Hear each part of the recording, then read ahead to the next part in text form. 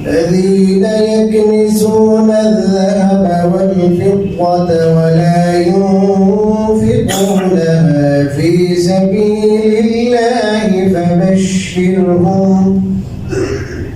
فبشرهم بعذاب أليم يوم يحمى عليها في نار جهنم فتكوى بها جباههم وجنوبهم وظهورهم هذا ما كنزتم لأنفسكم فذوقوا ما كنتم تكنزون.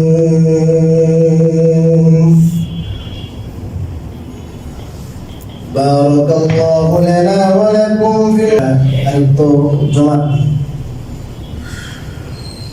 আমাদের হাটাদারি হযরত শেখুল ইসলাম আল্লামা আহমদ শফি রহমাতুল্লাহি আলাইহি আমাদেরকে বলতেন প্রায় সময় রমজান আমাদের কাছে মেহমান আসছে, মেহমানের কদর করা, মূল্যায়ন করা। আমরা এই রোজা রমজান যে একটা মেহমান, এই মেহমানের কদর কতটুকু করলাম, মূল্যায়ন কতটুকু করলাম, নিজেদেরকে প্রশ্ন। আস্তে আস্তে ক্রমান্বয়ে চলে যাচ্ছে, বিদায় হয়ে যাচ্ছে। আমাদের জীবনে আমরা বহু রমজান লাভ করেছি,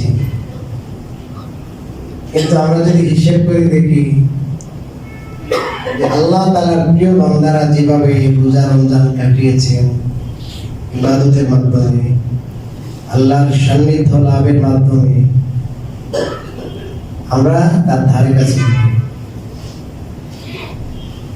এই জন্য যে কয়েকদিন আছে আমরা প্রত্যেকটা দিনকে মূল্যায়ন করব, প্রত্যেকটা রাতকে মূল্যায়ন করব। মূল্যায়ন যদি না করি তাহলে আমাদের এই সুযোগ হাতছাড়া হয়ে যাবে। মূল্যায়ন করবো কিভাবে? মূল্যায়ন করার প্রথম কাজ হলো যে আমরা রোজাগুলোকে হক আদায় করে রাখবো। খুব খেয়াল করে কথাগুলো শুনবো। রোজার হক আমি আগেও বলেছি, আমি আবারও কথাটা একটু ক্লিয়ার করে বলছি। শুধু দুই অঙ্গের রোজার নাম রোজার নাম। এটা হলো দায় সারা রোজা। যৌক্তিক চাহিদা থেকে, পানাহার থেকে বেঁচে থাকা, এটা দায় সারা রোজা। তার মানে আপনার ফরজ আদায় হয়ে যাবে, দায় সারা কাজ। কিন্তু যে রোজার ধারা আল্লাহ তাআলা সন্তুষ্ট হবেন, যেটার দ্বারা আমি তাকওয়া অর্জন করতে পারবো, রোজার উদ্দেশ্য যেটা আমি গত 2 দিনে অত্যন্ত দীর্ঘ আলোচনা করে উপস্থাপন করেছিলাম বিষয়টা, তাকওয়া অর্জন। রোজার যে উদ্দেশ্য সেটা সাধন হবে কখন? অন্যান্য অঙ্গের রোজাও হবে। যেমন রাসূল করিম সাল্লাল্লাহু আলাইহি ওয়াসাল্লাম বলেছেন, ইদা কানা ইয়াউমু সাওমি আহাদিকুম ফালা ইয়ারফাস ওয়ালা ইয়াসখাব ফাইন সাবাহু আহাদুন আও কাতাল ফালইয়াকুল ইন্নী মুনসাইম। রাসূলুল্লাহ সাল্লাল্লাহু আলাইহি ওয়াসাল্লাম বলেন, তোমাদের কোনো ব্যক্তি যখন রোজার দিন হয়, সে রোজা রেখেছে, সেজন্য অশ্লীল কথাবার্তা না বলে। সবসময় অশ্লীল কথাবার্তা বলা ভালো না, কিন্তু বিশেষ করে গালি ব্যবস্থা। প্রশ্ন হতে পারে, আমি কাউকে গালি দেব না, কিন্তু কেউ যদি উপরে পড়ে আমার উপরে আসে, আছে না যে আমি কোনো কিছুতে নাই, গায়ে পড়ে আসে না নাকি? এই গায়ে পড়ে আসে কি করবেন?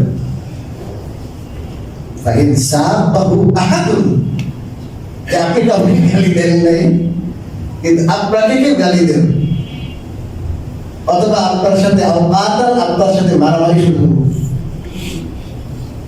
ঝগড়া, মারামারি, কাটাকাটি, এমন অবস্থা হয় কিনা? তখন আপনি কেটে পড়বেন। আল্লাহ রাসূল বলেন, আপনি বলে দিবেন যে ভাই আমি রোজাদার। এই হাদিস থেকে বোঝার বিষয় হলো রোজাদারে তো কি করবে না বলেন, আমরা যেটা বুঝি রোজাদারে খাবে না যদি সেটা করে। তো গালি একটা দিয়েছি, মাকে নিয়ে কথা বলেছে, বাবা নিয়ে কথা বলেছে, আমাকে একটা গালি দিয়েছে, এটার উত্তর দিলে তো আমার রোজা ভঙ্গ হইল না। কিন্তু আল্লাহ রাসূল বলেন আপনি বলবেনই না এই কথা যে আমি রোজাদার। তার অর্থ কি? তার অর্থ হলো রোজার মানে শুধু দুই অঙ্গের রোজা না, আমার রোজার সাথে যায় নাই, আমার রোজার সাথে তোমার সাথে ঝগড়া করা যায় না, আমি করতে পারবো না তোমার মতো ঝগড়া, আমারে মাফ করো ভাই, আমি তোমার কটু কথার উত্তর দিতে পারবো না, অশ্লীল কথা আমি বলবো না। এটা প্র্যাকটিস। আরেক হাদিসে আছে রাসূল কারীম সাল্লাল্লাহু আলাইহি ওয়াসাল্লাম বলেছেন, মান লাম ইয়াদা কাওলা যুরি ওয়াল আমাল বিহি ফালাইসা লিল্লাহি হাজা আন ইয়াদা তাআমাহু ওয়া শারাবাহু। রোজা রেখেছে কোন ব্যক্তি কিন্তু মিথ্যা কথা প্রতারণা বাদ দিতে পারেনি, মিথ্যা কথা বাদ দিতে পারেনি,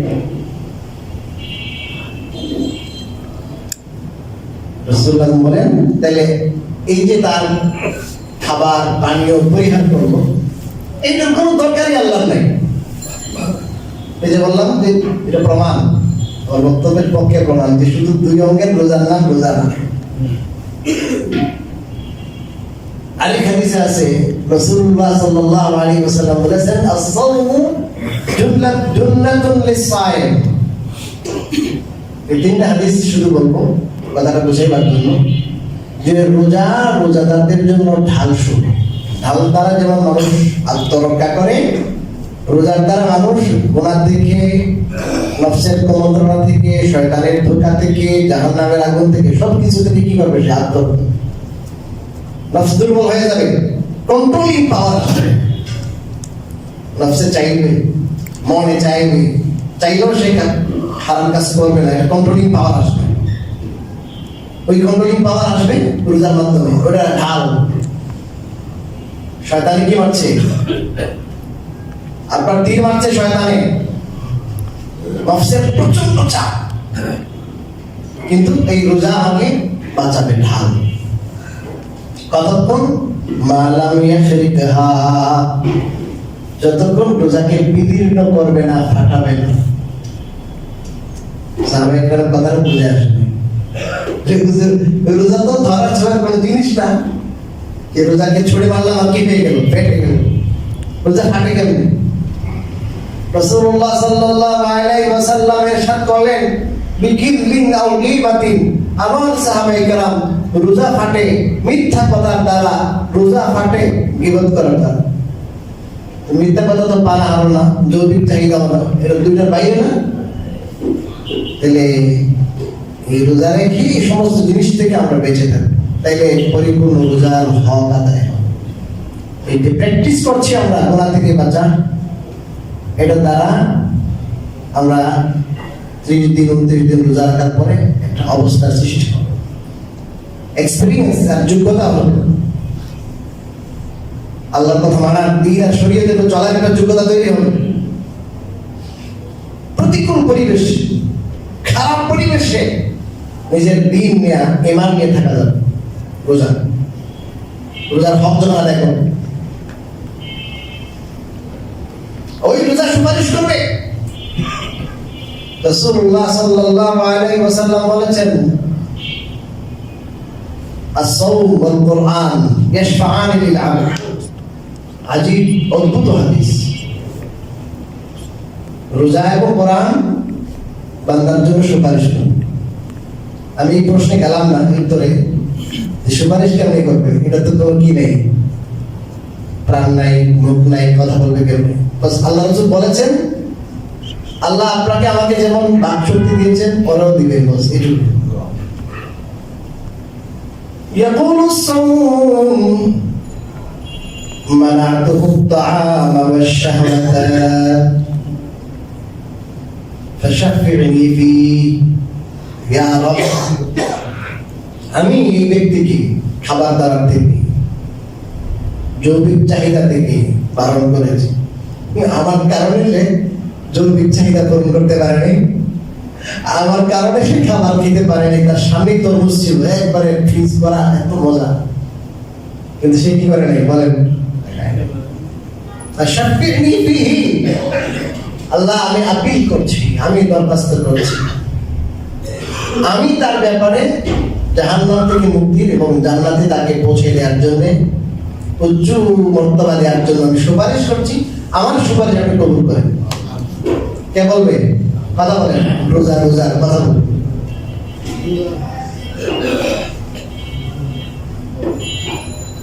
কোরআনে কি বলবে?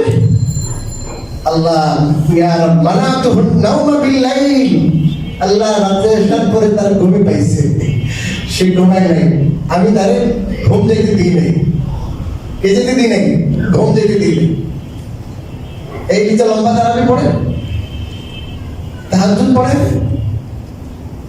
এই কোরআন কারীম সে শুনেছে, কোরআন কারীমের তেলাওয়াত করেছে, রাত জেগে কি করেছে বলেন? কোরআন তেলাওয়াত করেছে, কোরআন শ্রবণ করেছে। আল্লাহ আমি সুপারিশ করছি, আমার সুপারিশ আপনি কবুল করেন। রাসূলুল্লাহ সাল্লাল্লাহু আলাইহি ওয়াসাল্লাম বলেছেন ফায়াশফাআন, এটা তো অনুমতি চাইবে, অনুমতি চাওয়ার পরে আল্লাহ অনুমতি দিবেন, আর তারা কি করবে বলেন? সুপারিশ করবে। আল্লাহ তাআলা তাদের সুপারিশ গ্রহণ করবে। কত বড় কথা! আমাদের চেষ্টা থাকা উচিত রাত্রে একটা বড় অংশ আমরা কোরআন কারীমের তেলাওয়াত করব, কোরআন কারীমের তেলাওয়াত শুনবো। যখন একটু পায়ে ব্যথা হবে, ক্লান্তি আর ঘামি লাগবে, তখন চিন্তা করবে এটা আল্লাহ এই কোরআনের ওসিলায় একটু সময় যাচ্ছে এখানে কোরআন শুনতে, এই কোরআন ইনশাআল্লাহ আমাদের জন্য কালকে আমাদের দিন কি করবে বলেন? সুপারিশ করবে, মনকে প্রবুদ্ধ দিবে, প্রবুদ্ধ হয় সান্ত্বনা দিবে। আলহামদুলিল্লাহ, হাফেজ সাহেব শুনেছি ভালো তেলাওয়াত করেন, সময় নিতেছেন। আপনাদের কি খারাপ লাগে ভাই? ভালো লাগে না? আরে মানুষ তো কি আমরা দেখি যে মাছ মারার জন্য রাত পানিতে দাঁড়িয়ে থাকে, মশা খাইতেছে, কোনো সমস্যা নেই, ঝুঁকে ধরতেছে মাছের জন্য, ঠিক কি না বলেন? হ্যাঁ, সাইন করে আপনার গর্তের মধ্যে ঢুকতেছে, আন্ডারগ্রাউন্ডে আপনার কয়লা খনন করতেছে, মাটি খনন করতেছে, সাইন করে দিতেছে, মারা গেলে কোম্পানি দায়ী নেই, পয়সা তুলুন। আর আল্লাহ তাআলার সন্তুষ্টির জন্য, জাহান্নাম থেকে খালাসির জন্য, এই কোরআনের সুপারিশ পাওয়ার জন্য যদি আমি 1 ঘন্টা আধা ঘন্টা বেশি সময় দাঁড়াই, কি নাথিং ব্যাপার। আর যদি আমাদের অন্তরে রূহ থেকে থাকে, তাহলে কোরআনের তেলাওয়াত যত শুনলে মজা লাগবে। যদি মজা না লাগে, আপনি খুব দ্রুত ডাক্তারের কাছে যান। ভেরি ভেরি ইম্পর্টেন্ট কথা বলবো, ভেরি ভেরি ইম্পর্টেন্ট। সব কথাই গুরুত্বপূর্ণ, কিন্তু এটা আমি নিজেই বললাম বেশি গুরুত্বপূর্ণ। যদি কোরআন তেলাওয়াত শুনলে ভালো না লাগে, কোরআন তেলাওয়াত শুনতে যদি আপনার বিরক্তি লাগে, তাহলে বুঝবেন বিরাট বড় সমস্যা। যেমন শারীরিক ক্যান্সার হয়, এর চেয়ে বড় রুহানি ক্যান্সার হয়েছে, আপনি দ্রুত ডাক্তারে যান। কোরআন এমন জিনিস, কোরআন শোনার পরে একজন মুসলমানের হৃদয় খুশি না হয়ে পারে না। কাসরাতুর রাদ্দিহি লাম ইউবলি ওয়া বিতাকরারি তুলাতি লাম ইউমাল। কত গজল শুনেছেন,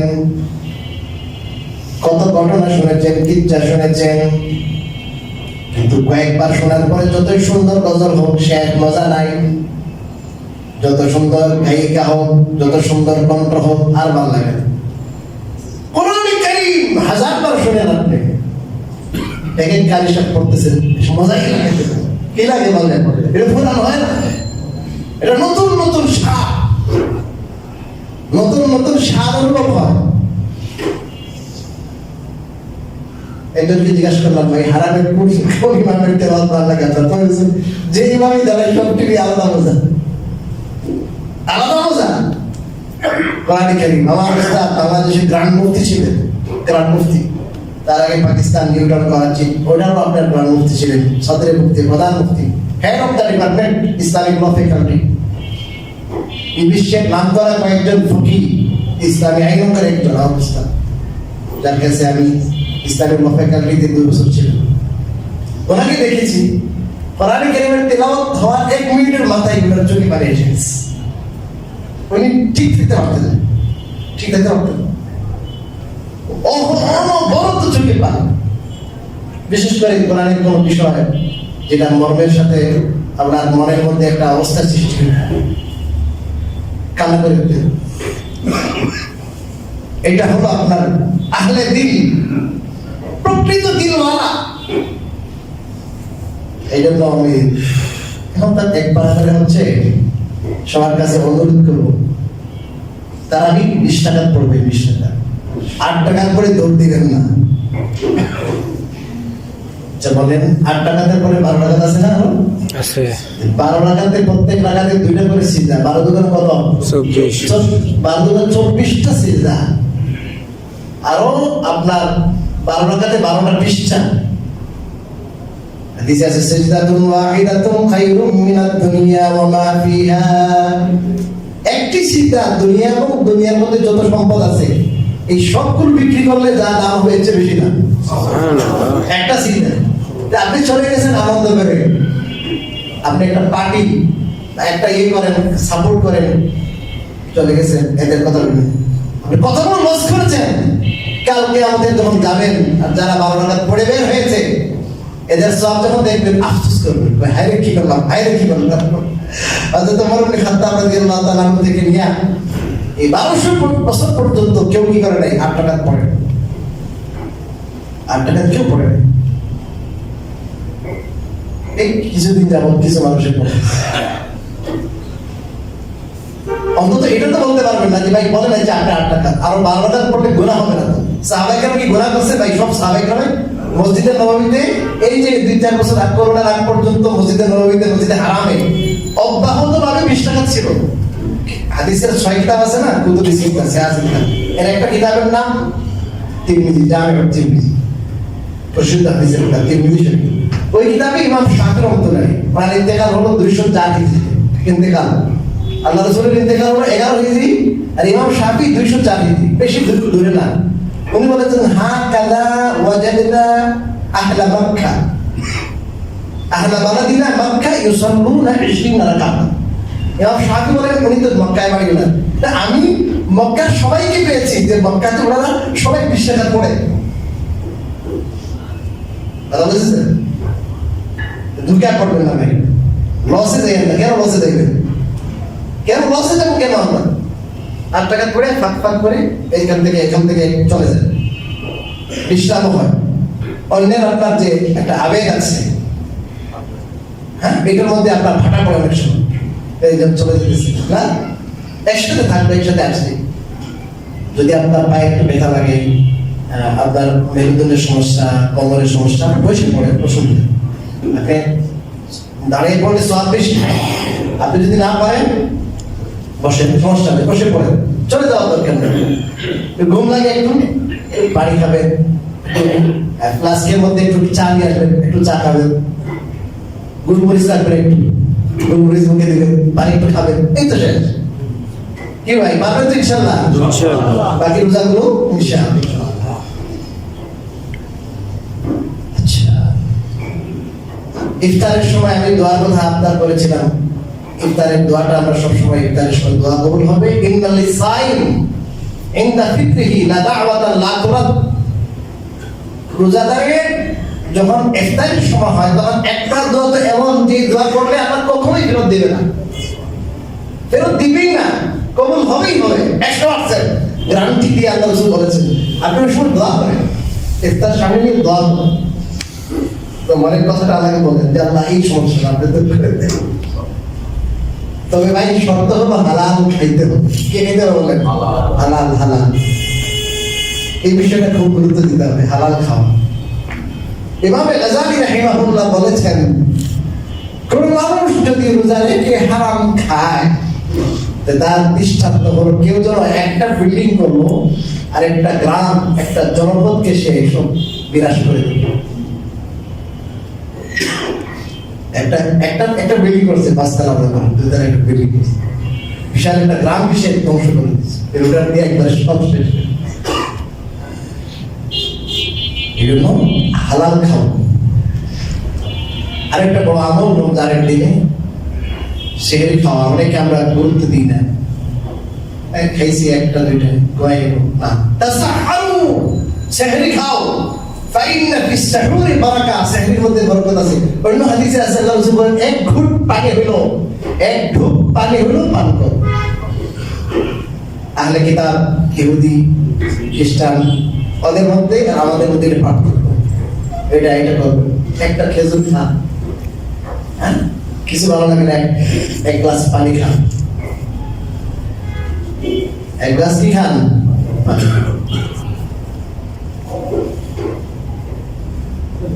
আরেকটা আমল হলো রমজান শরীফের সাদকা, দান সাদকা। এটা নিয়ে আমি কোরআন কারীমের আয়াত তেলাওয়াত করেছি, সামনের সপ্তাহে আমি বিস্তারিত করব। দান সাদকা 11 মাস করেছেন, করবেন।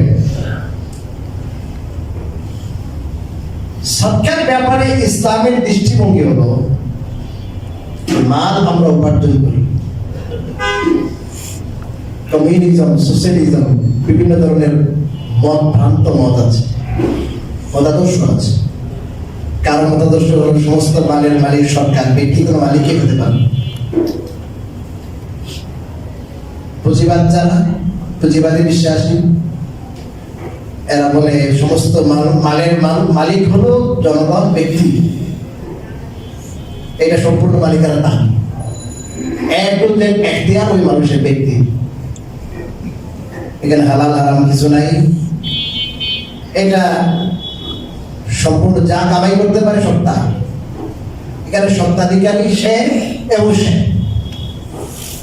ইসলামের দৃষ্টিভঙ্গি মাঝামাঝি। এটা হলো মালের মালিক আল্লাহ, আর আল্লাহ রাব্বুল আলামিন কিছু বৈধ পথ রেখেছেন, পন্থা রেখেছেন। এই বৈধ পথ এবং পন্থায় যখন কেউ রুজি করে, উপার্জন করে, তখন এই মালের ভুক্তফল আল্লাহ তাআলা ওই ব্যক্তিকে দেয়, সে ভোগ করতে পারে। কিন্তু এটার মধ্যে আল্লাহ তাআলার হক, বান্দার হকও থাকে। এটা দখল দেয়, দখল। মালের প্রকৃত অধিকারী আল্লাহ। এই যে জমি ব্যবসা করেন, বিবেককে প্রশ্ন করুন, এই জমি কি 1 ইঞ্চি আপনি বানিয়েছেন? আপনার বাবার জমি, আপনার দাদার প্রত্যেক সূত্রে আপনি পেয়েছেন। বাবার দাদা, বাবা দাদা তো জমি বানায় নেই। সমস্ত টাকার উৎস, টাকার মূল জিনিস হলো স্বর্ণ, চাঁদি, রূপা। এই টাকা, যেটা টাকা, এটা একটা স্লিপের মতো আর কি। এটা একটা স্লিপ, যেরকম ব্যাংক চেকের মতো চেক। 500 টাকা নোটের দাম কত হবে? 5 টাকা হবে। 1000 টাকার দাম কত? 7-8 টাকা হবে। ধরেন 10 টাকা হলো, 20 টাকা হলো, এর দাম কত? এটার বিপরীতে কি আছে? স্বর্ণ আছে, রূপা আছে। এই স্বর্ণ রূপা কার সৃষ্টি বলেন? আল্লাহর সৃষ্টি, আল্লাহর সৃষ্টি। আর মানুষকে যে আল্লাহ তাআলা ক্ষমতা দিয়েছেন, মানুষ সৃষ্টি কার? আল্লাহ। মানুষের মধ্যে এবিলিটি দিয়েছেন, শক্তি দিয়েছেন, এটা আল্লাহ। আল্লাহ তাআলা সমস্ত মানুষকে সমান বানায় নেয়। বিকলাঙ্গ সৃষ্টি করেছেন কে? আল্লাহ। অনেক মানুষ কর্মক্ষম না, এদেরকেও আল্লাহ এরকম রেখেছে। তাকে বুঝাইবার জন্য, একটা আম গাছে, একটা আম গাছে আপনার 5 ভাই মনে করেন, 2টা ভাই, এদের কি আছে? হাত পা ভালো, মানে শক্তিশালী, এরা গাছ বাইতে পারে, গাছ বেয়ে উঠতে পারে। এরা গাছ বেয়ে উঠছে, ওটা আম খায়, ওই গাছে উঠে আমটা চলে খেতে আলাদা আম, পায়টা নিজে পায়টা ডালে বসে বসে খায়, আর আটিটা ভালা। আর এরকম রস খাইতেছে, দেখো খাইতেছি। একটা আমও দেয় না কারে, নিচে যে 3 ভাই দাঁড়িয়েছে, একটা আমও। এখন যদি বলে তোদের শক্তি থাকলে তোরা আয়, তোদের শক্তি থাকলে তোরা আয়, খায়, সমস্যা নাই। আমার শক্তি বলে, আমার বাহু বলে আমি উঠেছি, আমার যোগ্যতা বলে আমি উঠেছি, আমটা আমার, আমি আম খাচ্ছি, তুমি পারলে আসো খাও। এটা কি জুলুম হবে কিনা বলেন? আপনারা বলেন, এটা কি ইনসাফ? এরা আমার ভাই, এরা ছোট, এদের সেই যোগ্যতা নাই, এদের বাহুবল নাই, এদের সেই এক্সপিরিয়েন্স নাই। আমি খাবো, সে পাচ্ছে না, এই জন্য তাকেও কি করবো, দেবো। এটা তো ইনসাফ, কি বলেন? ঠিক তো ভাবে নাহনু কাসামনা বাইনাকুম মাঈশাতাকুম, আল্লাহ বলেছেন এই যে মাঈশাত, যেটা এই যে জীবিকা, এটা আল্লাহ তাকসিম করে দিয়েছেন, আল্লাহ বন্টন করে দিয়েছেন। আপনার যে জুতা সেলাইকারী যদি একদম না থাকতো, তাকে যদি আল্লাহ তাআলা ওই ইয়েতে না লাগাইতেন, আপনার জুতা সেটা কেউ কি করতো না, এটা হাতও দিত না, দিত? এই যে ময়লা কেনা কতগুলো লোক, আচ্ছা বলেন ময়লা কে পালাবে? সবাই চৌধুরী, সবাই নবাব, সবাই প্রত্যেকে যায় ময়লা ফেলাই করতো। বাজারে মাছকে বিক্রি করতে বলেন, এই যে ছোট ছোট পুঁজির ব্যবসা, ঢেলে ঢেলে ঢেলে সারাদিন রোদের মধ্যে যে ব্যবসা করে, আপনার ঘরে এনে মাছ মাছ তুইয়ে ডাকতেছে, এটা পারতেন আপনি? আল্লাহ রাব্বুল আলামিন দুনিয়াতে তার একটা সিস্টেম চালু করেছে।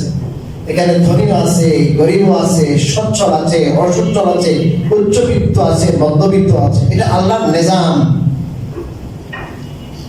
আল্লাহর বিশেষ হিকমত আছে এখানে। তো আল্লাহ বলেছেন যে তোমাদের মধ্যে যাদেরকে আমি ধনী বানিয়েছি, আমি আল্লাহ দিয়েছি, আল্লাহ এই সম্পদ আমার। আচ্ছা দেখেন সূরা বাকারা, এই যে মুত্তাকিদের পরিচয় দিয়েছে না, ওখানে আল্লাহ কি বলেছেন? ওয়া মিম্মা রাযাকনাহুম ইউনফিকুন, আর আমি আল্লাহ যা কিছু তাদেরকে দিয়েছি, বলেন আমি আল্লাহ তাদেরকে যা কিছু দিয়েছি তার থেকে তারা খরচ করে, এর মুত্তাকি। তার মানে খরচ করেছে কথা লাগে, এটা বলতেছেন আমি আল্লাহ যা কিছু দিয়েছি, মানে তুমি দিবা না কেন? আমি দিচ্ছি তোমারে, তুমি দিবা না কেন? কি জন্য দিবা না তুমি? আল্লাহ তাআলা মাইন্ডকে চেঞ্জ করতে বলছে। এটা মাইন্ড চেঞ্জ করার জন্য তারা খরচ করে, কথাটা আগে বলে নাই, এটা বলছে পরে। আমি আল্লাহ যা দিয়েছি, আল্লাহ আমি কোন দিকে যাবো, সময় চলে যাচ্ছে, একসাথে দুই ভাই দোকান দিয়েছি 5 লাখ টাকা দিয়ে মাল ঢুকেছি। একজনের আপনার এত বেশি কাস্টমার, আপনার মাল দিয়ে কুল কিনার পায়, আরেকজনের শুধু মশলা বানায় নাই। একসাথে দুইজন বিদেশ গেছে, একজন একবার লাভ হয়ে গেছে, অনেক টাকা পয়সা, আরেকবার কিছু করতে পারে, আছে না? জেনে দুইজন গেছে একসাথে, একবার এখন বেশি অভিজ্ঞ না, কিছু না, যাই বিশাল 10,000 টাকার রুমাল লাগিয়ে দিচ্ছে, আরেকবার অনেক এক্সপেরিয়েন্স, কিছু পারে, জান আছে, অভিজ্ঞতা আছে, চেষ্টা আছে, মাছ নাই। অভিজ্ঞতা তেমন নাই, জালও ফারা, মাছ লেগে গেছে। অনেক পরিশ্রম করেছে বিদেশে যাইয়া, টাকা পয়সা তেমন আনতে পারেনি, সুবিধা করতে পারেনি। আরেকটা বোকা, বেশি যোগ্যতাও নেই, লেখাপড়াও নেই, লাল করে নিচ্ছে, আছে না? ব্যবসা দুইজনে দিয়েছে, একজনে আপনার পুঁজিও বেশি, অনেক মাল রয়েছে, অনেক রং সং এইটা ওইটা করে, কয়েকদিন পরে কয়ে ভাই অ্যাডভান্স দিয়েছিল 5 লাখ, আর অ্যাডভান্স করতে কেমনে করুন, কেমনে নিব, 5 মাস হয়েছে কিন্তু কিছু দিশা পাচ্ছে না। এত সুন্দর আপনার ডেকোরেশন করবো, দোকান সাজাইবো, কাস্টমার নাই, ব্যবসা আছে, টাকা নাই, বিক্রি নাই, লাভ নাই। এই সব কিছু আমাদেরকে, এই যে কৃষকরা কি করে বলেন, কৃষকরা খ্যাতি করেছে, একবার তেমন বেশি মেহনত করে নাই, মোটামুটি লাগাইছে একবারে বাম্পার কোনো তরমুজের, আরেকবার এমন মানে খুব গুরুত্ব দিয়া এটা ওইটা আপনার কীটনাশক কি করছে, অনেক কিছু করছে। এবার সব কিছু হয়, হঠাৎ একটা মুসিবত আসছে, সব শেষ, বন্যা আসছে, সব ধান শেষ, ফুকে সব ধান খাই শেষ, আছে না ভাই? এগুলো আমাদের চোখে আঙুল দিয়ে দেখায় যে রিজিকের মালিক কে। আমরা শুধু কি নাড়াইতে পারি, হাত পা নাড়াইতে পারি, রিজিক কে দে? আল্লাহ দে, আল্লাহ। আল্লাহ রিজিক দে, যেই আল্লাহ আপনাকে রিজিক দিয়েছেন, যেই আল্লাহ আপনার প্রতি অনুকম্পা করেছেন, দয়া করেছেন, মেহেরবানি করেছেন, আপনি তো মেহেরবানি করবেন, কারণের প্রতি নির্দেশ দিবেন, আহসিন কামা আহসানাল্লাহু ইলাইহি ওয়ালা তাবগি ফাসাদা ফিল আরদ। মুসা আলাইহিস বলেছেন, এই কারণ তুমি দয়া করো, মানুষের প্রতি দয়া করো, দানের হাত প্রসারিত করো। আল্লাহ যেমন তোমার প্রতি দয়া করেছেন, টাকা দিয়েছেন তোমাকে, অনেক টাকা, অনেক সম্পত্তি,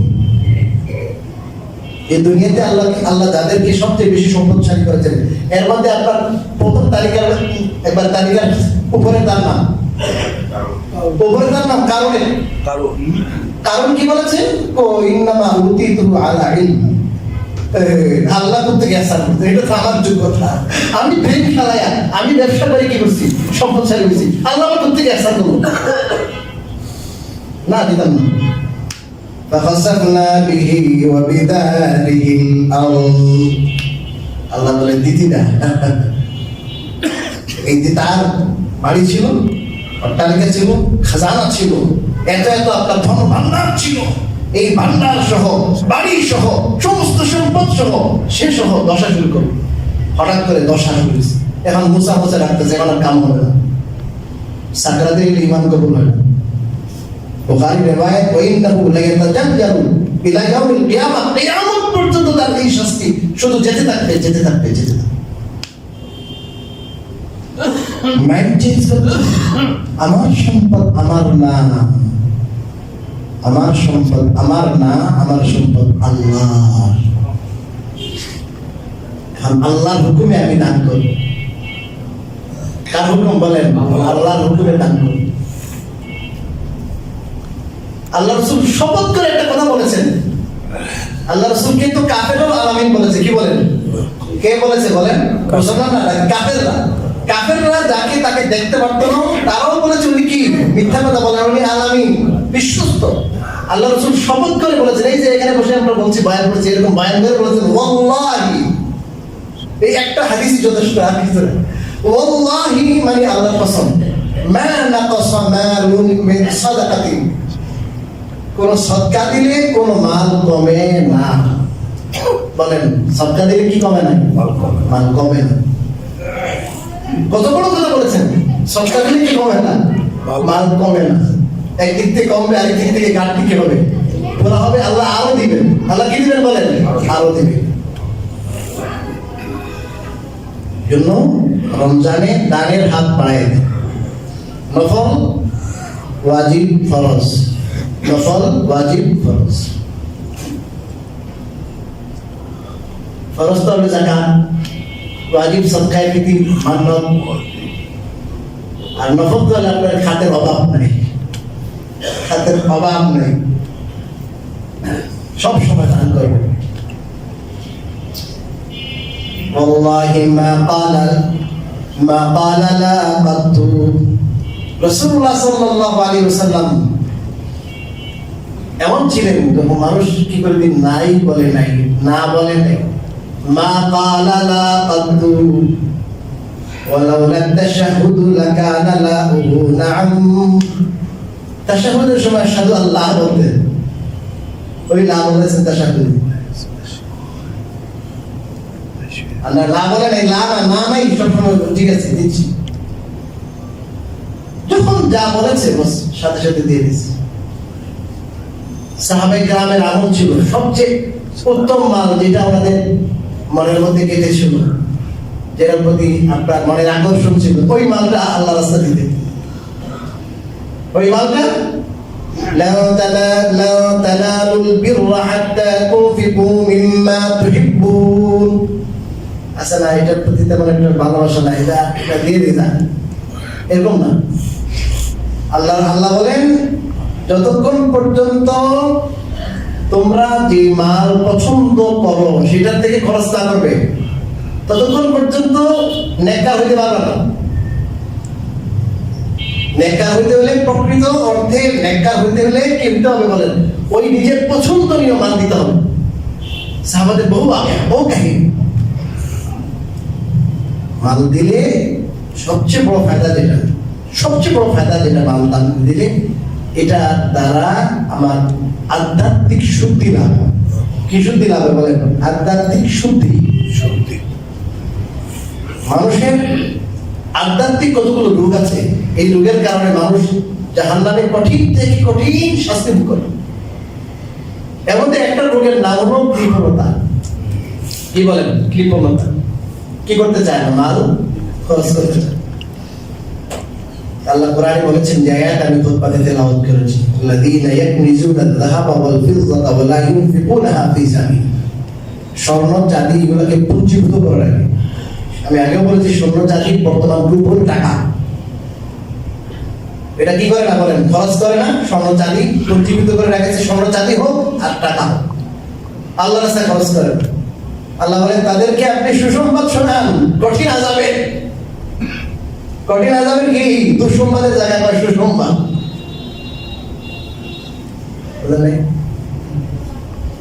এই স্বর্ণ চাঁদি গুলো গরম করে পিঠে কি দেওয়া হবে? সেক সেক দেওয়া হবে, কপালে সেক দেওয়া হবে, জিবাহুহুম ওয়া জুনুবুহুম মজহুর, পাশে সেক দেওয়া, পাশে সেক দেওয়া হবে, পিঠে সেক দেওয়া হবে, গরম করে আগুনে গরম করে তাপ দেওয়া হবে। এই টাকার বিনিময়ে দেখি আছে স্বর্ণ আছে, ওটা স্বর্ণ যদি ডাইরেক্ট থাকে ওটা, চাঁদি থাকলে চাঁদি, রূপা। হাদিসে আছে যে মাল জীবিত করে রেখেছে, জাকাত দেয় না, ওই মালকে আল্লাহ তাআলা ওই দিন বিরাট সাপে পরিণত করবে।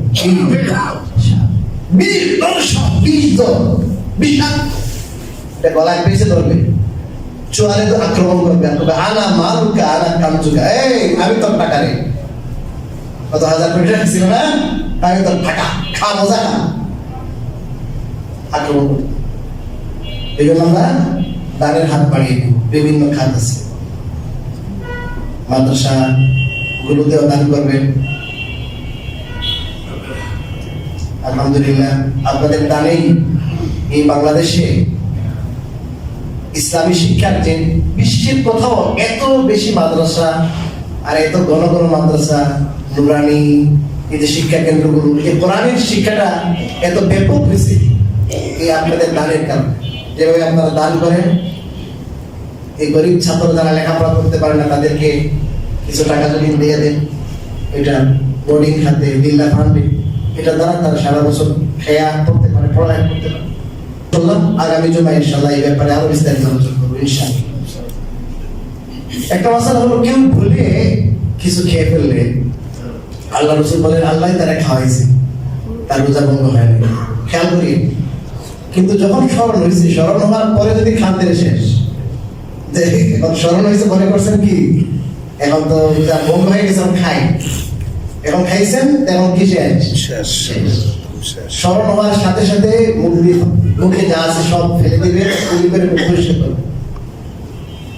উজু করার সময় পানি গলার ভিতরে চলে গেছে, এটা দুই সুরত। এক সুরত হলো আপনার রোজার কথা স্মরণেই নাই, সবসময় একটু সুন্নত দিয়ে অতিরিক্ত পানি খাচ্ছে, তাহলে রোজা 100% ঠিক আছে, কোনো সমস্যা। আর রোজার কথা স্মরণ আছে কিন্তু স্মরণ থাকার পর অসতর্কতা বশত কি হয়ে গেছে, পানি চলে গেছে, তাহলে রোজা বন্ধ হয়ে গেছে, আপনার আরেকটা রোজা কাজা করতে হবে। তবে এই বন্ধ হয়ে গেছে এই জন্য বাকি দিন আপনি খাওয়ার অনুমতি নাই। যেমন কোন ব্যক্তির মিন্স আছে, মিন্স কোন মহিলার মিন্স আছে, এখন উনি জোরের সময় পাক হয়ে গেছে, শেষ ডেট শেষ হয়ে গেছে, বন্ধ হয়ে গেছে, বাকি দিন খাওয়ার অনুমতি নেই। এই মাসালা এটাকে বলে তাশাব্বুহ বিস-সাইমিন, রোজাদারদের সাথে সাদৃশ্য অবলম্বন। যে আল্লাহ আমি তো এখন রোজা রাখলে হবে না, কিন্তু যারা রোজাদার তাদের সাথে সাদৃশ্য অবলম্বন, এটা ওয়াজিব, ইমসাক ওয়াজিব। খুব বেশি যদি আপনার সমস্যা হয় তাহলে উনি গোপনে খেয়ে ফেলবে সবার সামনে, বুঝতে পারছেন? রোজা অবস্থায় আপনি রক্ত পরীক্ষা করবেন, 100 জায়েজ। রক্ত পরীক্ষা করা কি আছে বলেন, জায়েজ, সমস্যা নেই। আল্ট্রাসোনোগ্রাম করা জায়েজ। ভিতরে যদি বাল্ব আপনার যে এন্ডোস্কোপি করে ওটার মধ্যে যদি কিছু বিচ্ছিন্ন পদার্থ মেডিসিন দেয় তাহলে এটা করা যাবে না, করলে কি হয়ে যাবে, রোজা ভঙ্গ হয়ে যাবে। যদি করতেই হয় এখনই করতে হয়, ডাক্তার বলে এখনই আপনার করতে হবে, উপায় নাই। এরকম যদি এমার্জেন্সি পরে করতে পারবেন, কিন্তু রোজা কাজা করতে হবে। আর মেডিসিন ছাড়া যদি করেন তাহলে কি হবে, রোজা ভঙ্গ হবে। এরকম অনেক আধুনিক মাসালা আছে, আরো ইনশাআল্লাহ আমরা করবো। আল্লাহ রাব্বুল আলামিন আমাদেরকে বুঝে আমল করার তৌফিক দান করুন।